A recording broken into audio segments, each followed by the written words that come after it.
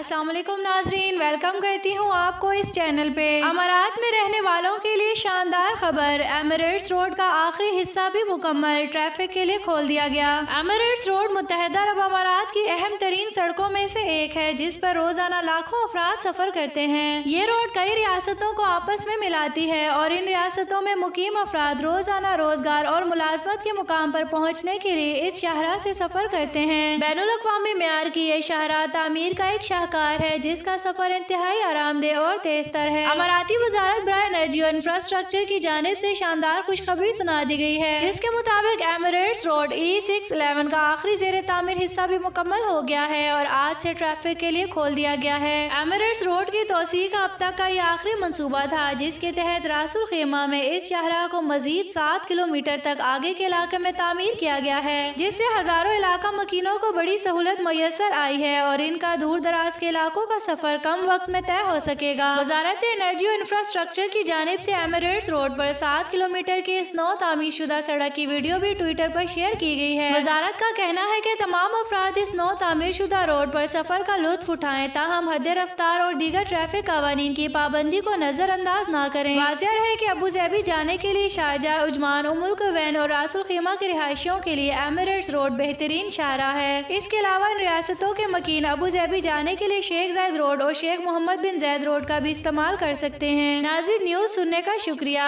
अगर आप हमारे चैनल पे न्यू हैं तो हमारे चैनल को लाइक एंड सब्सक्राइब कर दें, साथ ही बेल आइकन को भी प्रेस कर दें ताकि न्यू आने वाले हर वीडियो का नोटिफिकेशन आपको मिल सके।